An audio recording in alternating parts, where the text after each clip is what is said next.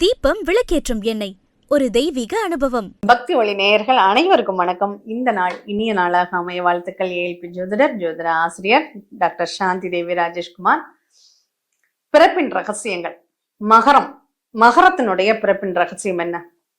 பொதுவா நம்ம வாழ்க்கையில என்ன பிறந்தோம், நமக்கு என்ன கிடைக்க போகுது, எங்கெல்லாம் நமக்கு பிரச்சனைகள் இருக்கு, எதை நோக்கி நம்ம பயணிக்க போறோம் அப்படிங்கிறது எதுவுமே தெரியாம தாங்க போய்கிட்டு இருக்கோம். சரி, அதை ஓரளவாவது நம்ம பூர்த்தி பண்ணணும் அப்படிங்கிறதுக்காக தான் இந்த பதிவுகள் மூலமாக உங்களுடைய பிறப்பினுடைய நிகழ்வு என்னவா இருக்கு, இந்த லக்னம் போச்சுன்னா என்ன மாதிரியான அமைப்புகள் இருக்கு அப்படிங்கறத நம்ம பார்க்கிறோம். பொதுவா இந்த மகரம் அப்படின்னு எடுத்துக்கும் போது, இந்த மகரத்திற்கு சனி பகவான் தான் அதிபதியாக இருக்க. இந்த சனி பகவான் அவருடைய தாட் எல்லாமே போக்கஸ் எல்லாம் குடும்பம் வருமானம், இது ரெண்டுல தான் இருக்கும். படிப்பு, குடும்பம், வருமானம், இது மூணே விஷயம் தாங்க. படிச்சுக்கிட்டே இருப்பாங்க. அது என்ன வயசானாலும் சரி, எந்த வயசுலையும் படிச்சுக்கிட்டே இருக்கணும் அப்படிங்கிற ஒரு தாட் அவங்களுக்கு இருந்துகிட்டே இருக்கும். அதே மாதிரி வயசானாலும் வருமானம் வந்துகிட்டே இருக்கணும் அப்படிங்கிற ஒரு தாட் இருந்துட்டு இருக்கும். அடுத்து குடும்பம் அப்படிங்கிற ஒரு கூட்டுக்குள்ள இருக்கணும் அப்படின்னு விரும்பக்கூடியவர்களாக இருப்பாங்க. பெருசா குடும்பத்தை கூட பெருசா நினைக்க மாட்டாங்க. ஆனா படிப்பையும் வருமானத்தையும் அவங்க பெரிதாக மதிப்பவர்களாக இருப்பாங்க அப்படின்னு சொல்லலாம். சரி, இந்த மகரத்தை பொறுத்த அளவுல இவங்களுக்கான இந்த கம்யூனிகேஷன் மட்டும் இவங்களுக்கு செட்டே ஆகாது. கம்யூனிகேஷனால இவங்களுக்கு பிரச்சனைகள் தான் நிறைய. இன்னொன்னு சொன்னா, கையெழுத்து ஒப்பந்தங்கள் மூலமாக இவங்க நிறைய பிரச்சனைகளை சந்திப்பாங்க. இளைய சகோதரர்களால இவங்களுக்கு விரயம் மட்டும்தாங்க, லாபமே கிடையாது. இளைய சகோதரர்களுக்காக இவங்க செலவு பண்ணி தான், அவன் தம்பிக்கு செலவு பண்ணேன், தங்கைக்கு செலவு பண்ணேன்னு இளைய சகோதரர்களுக்கு செலவு பண்ணிக்கிட்டே இருக்கும், செலவு வச்சுக்கிட்டே இருக்கும். இல்ல இளைய சகோதரர்கள் வெளிநாட்டுல இருப்பாங்க. என் தம்பி வெளிநாட்டுல இருக்கான், தங்கச்சி வெளிநாட்டுல இருக்கா அப்படின்னு இளைய சகோதரர்கள் வெளிநாட்டில், உங்களை விட வெளி மாநிலங்களிலோ வெளிநாட்டிலோ வசிக்கக்கூடியவர்களாக இருப்பாங்க. இடம், வீடு, சொத்துனால உங்களுக்கு லாபம் இருக்கா?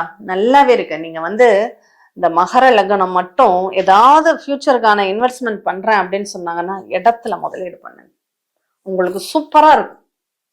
இடம் அப்படிங்கிறது உங்களுக்கு நன்மைகளை தரக்கூடியதாக இருக்கு. இடத்துலயோ வீட்லயோ நீங்க முதலீடு பண்றீங்க அப்படின்னா அது உங்களுக்கு யோகத்தை தரும். ஃபியூச்சர் இன்வெஸ்ட்மெண்ட் அப்படிங்கிறது இதுல தாராளமா நீங்க பண்ணலாம். அம்மாவால நன்மைகள் உண்டா அப்படின்னா கண்டிப்பா உண்டு. அம்மாவால நன்மைகள் உண்டு. அம்மாவுக்கும் அண்ணனுக்கும் ஒத்து போயிடும். அம்மாவுடைய அண்ணனுடைய பாண்டிங் ரொம்ப நல்லா இருக்கும். அதே போல அண்ணாவாலையும் உங்களுக்கு நல்ல அமைப்புகள் இருக்கா அப்படின்னா கண்டிப்பா உண்டு. ஒரு வீடு அண்ணன் தம்பி சேர்ந்து கட்டுறீங்கன்னு வச்சுக்கோங்களேன். அந்த வீடு எனக்கு வேணும்னு நீங்க கேட்டீங்கன்னா அண்ணன் விட்டு கொடுத்துடுவார். அப்படி அண்ணன் விட்டு கொடுக்கலன்னா நீங்க அதை பத்தி யோசிக்காதீங்க, நீங்க விளையிடுங்க. அங்க அண்ணன் கஷ்டப்படும் போது ஆட்டோமேட்டிக்கா நீ வச்சுக்கிறியான்னு கொஞ்சம் நல்லா உங்கள்கிட்ட கேட்டுக்கிட்டு வந்துருவார். அதனால அதை பத்தி யோசிக்காதீங்க. அண்ணன் சம்பந்தப்பட்ட நிகழ்வுகள் உங்களுக்கு லாபத்தை தருமா, நன்மைகளை தருமானா கண்டிப்பா நன்மைகளையே தரும் அப்படின்னு சொல்லலாம். அது அம்மா சார்ந்த நிகழ்வுகளும் உங்களுக்கு சாதகமாகவே இருக்கு. அதனால தாராளமா அதை நீங்க பயன்படுத்திக்கலாம்.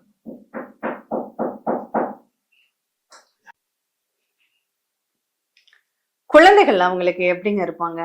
குழந்தைகள் சம்பந்தமான நிகழ்வு அவங்களுக்கு நல்லா இருக்கு. அவங்களுக்கு வேலை வாய்ப்புகள்லாம் குழந்தைகளுக்கு ஈஸியாவே கிடைச்சிடுங்க. இந்த மகர லக்னத்துல ஒரு குழந்தைகள் இருக்காங்கன்னா அவங்க அவங்களுடைய தொழில்கள்ல அவங்களுடைய வேலை வாய்ப்பை ரொம்ப ஸ்ட்ராங்கா அவங்க செய்யக்கூடிய ஒரு வாய்ப்புகளை ஏற்படுத்தும்.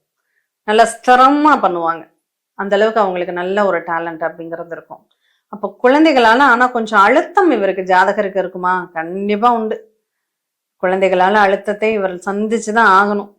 அத குழந்தைகள் ஏதாவது ஒரு விஷயத்திலயாவது ஏன்டா அப்படி பண்ற அப்படின்னு ஒரு வார்த்தையாவது இவங்க கேட்காம இருக்க மாட்டாங்க, கேட்டுதான் தீருவாங்க அப்படின்னு சொல்லலாம். குலதெய்வத்தினுடைய அனுகிரகம் இவருக்கு இருக்கு. குலதெய்வத்தினுடைய அனுகிரகம் நல்லா இருந்தாலும் குலதெய்வத்து கோயிலுக்கு நம்ம நினைச்ச உடனே போக முடியலையே, நம்ம ஒரு செயலை செய்ய முடியலையே அப்படிங்கிற ஒரு தன்மை அப்படிங்கிறது இவருக்கு இருக்கும். அதனால குலதெய்வத்தை இவர் தாராளமா தொழில் செய்யக்கூடிய இடத்துல குலதெய்வத்தை வச்சு கும்பிடுறது இவருக்கு ரொம்ப சிறப்பை தரும் அப்படின்னு சொல்லலாம். தொழில் செய்யக்கூடிய இடத்துல ஒரு போட்டோவாவது வச்சு குலதெய்வத்தினுடைய வச்சு வணங்கணும். இல்ல வேலையில இருக்கும்போது வேலையை தொடங்குவதற்கு முன்னாடி போய் நீங்க வேலையில உட்கார்ந்த உடனே குலதெய்வத்தை மனசார பிரார்த்தனை பண்ணிக்கிட்டு அந்த வேலையை செய்ய ஆரம்பிங்க. கண்டிப்பா அந்த வேலையில எந்த தவறும் ஏற்படாது. நல்லபடியாக அந்த வேலை நிறைவு பெறும். கடன் இவருக்கு எங்க இருந்து கிடைக்கும்? இவர் என்னை ஏன் பெத்த, என்னைய கடங்காரனா இப்படி மாத்திட்டீங்க. ஏன்னா இவர் யாருகிட்ட நொந்துக்குவாருன்னா அப்பா கிட்ட தாங்க நொந்துக்குவார். அப்பாவாலதான் கடன், அல்லது இவர் அப்பாதான் கடனுக்கு காரணமாக அமைவார். அப்பாவுக்கும் இவருக்கும் ஒத்து போகுமா? ஒத்து போகாது. அப்பா கூட பிரச்சனை பண்ணிக்கிட்டே தான் இருப்பார். ஒண்ணு அப்பா இவரை கடங்காரான்னு திட்டுவாரு, இல்ல இவர் அப்பாவை திட்டுவார். ஆக மொத்தம் இவங்க 2 பேருக்குள்ள உள்ள பாண்டிங் அவ்வளவு சிறப்புக்குரியதாக இருக்காது. அப்பா அப்படிங்கிறவரு இவருடைய ஜாதகத்துல கொஞ்சம் பிரச்சனைக்குரியவராகவே இருப்பாரு. அதுவும் இல்லாம இவருக்கு கடன் அப்படிங்கிறது இவருடைய ஜாதகம் இப்படி ஏதாவது ஒரு விஷயத்துல அது சின்ன சின்ன கடனா தான் இருக்கும். ரொம்ப லாங் டைம் ப்ராப்ளம் கடன் அப்படிங்கறதெல்லாம் இருக்காதுங்க. சின்ன சின்ன கடனா தான் இருக்கும். அந்த சின்ன கடனே அவருக்கு கொஞ்சம் மனசுக்குள்ள ஒரு உதறலை எடுக்கக்கூடியதாகவும் அமைஞ்சிடும். லாங் டைம்ல உள்ள கடன் அப்படிங்கிற மாதிரி எல்லாம் இவருக்கு இருக்காது. அதனால அவருடைய ஜாதக அமைப்படி அப்பாங்கிறவரு கொஞ்சம் பிரச்சனைக்குரிய நபராக இருப்பார். தொழில் சார்ந்த நிலைகள், அதுல பதவி உயர்வுக்கான வாய்ப்புகள், இடமாற்றம் கிடைச்சு பதவி உயர்வு, ஒரு காரு இல்ல ஒரு வீடு இது மாதிரி அமைஞ்சு பதவி உயர்வு, அதுக்கான வாய்ப்புகளும் இவங்களுக்கு நல்லாவே இருக்கு. எந்த ஒரு செயலையும் ரொம்ப டெடிக்கேட்டடா செய்யக்கூடிய ஒரு திறன், ஆழ்ந்து அமைதியா பொறுமையா செய்யக்கூடியவர்களாகவும் இவங்க இருப்பாங்க அப்படின்னு சொல்லலாம். அதனால எந்த இடத்துலயுமே கொஞ்சம் தன்னை நிரூபிக்கிறதுக்காக போராடக்கூடியவர்கள் தான் இந்த மகர ராசிக்காரர்கள். அதுக்கான சூழ்நிலைகளும் வாய்ப்புகளும் வாக்கு வன்மையும் பேச்சிலேயே தன்னை நிலைநிறுத்தி கொள்ளக்கூடிய வல்லமையும் இவங்களுக்கு அதிகமாகவே உண்டு. அதனால நான் யாரு அப்படிங்கறது அவங்க பேச்சிலேயே நம்ம உணர்ந்துடலாம்.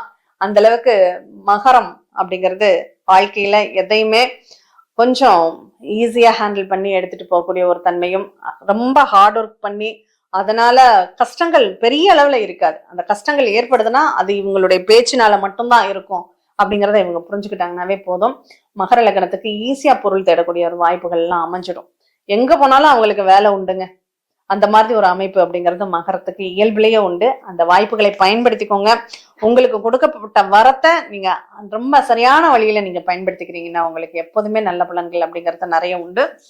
ஆரோக்கியம் சம்பந்தமான நிகழ்வுகள், நீங்க கம்ஃபர்ட் ஜோனா இருக்கணும்னு ஆரம்பிச்சீங்கன்னா ஆரோக்கியம் ஃபால்ட் ஆகும்.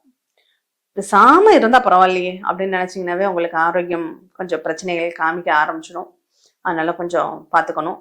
அரசாங்கத்துக்கிட்ட கடன் வாங்குறது, அரசாங்கத்துக்கு செய்ய வேண்டிய ஒரு வட்டிகளை கட்டுறது, ஐடி ஃபைல் பண்ணிக்கிறது, ஜிஎஸ்டி கட்டுறது, இது எல்லாமே கொஞ்சம் பார்த்துக்கணும். இல்லைன்னா மகரம் மாட்டிடும். குறிப்பா நம்ம அட்சய லக்னம் போகும்போது இந்த பலன்களை அழுத்தி சொல்றது உண்டு.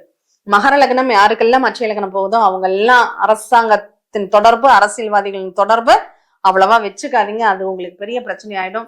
கவர்மெண்ட் ரூலை சரியாக கடைபிடுங்க. கவர்மெண்ட் கேட்கக்கூடிய எவிடன்சஸ் கரெக்டா வச்சுக்கோங்க. இப்போ ஒரு கார் ஓட்டுறீங்கன்னா காருக்கான தேவையான இன்சூரன்ஸ்ல இருந்து அதனுடைய ஆர்சி புக்ல இருந்து எல்லாத்தையும் பத்திரமா வச்சுக்கோங்க.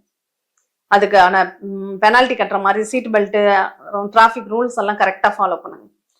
ஏன்னா இது எல்லாமே நம்ம கவனிக்க வேண்டிய ஒரு விஷயங்கள். அதுல எல்லாம் பெரிய பெரிய விஷயங்களை சாதிக்கிறவங்க சின்ன சின்ன விஷயங்கள்ல கோட்டை விட்டுடுவாங்க.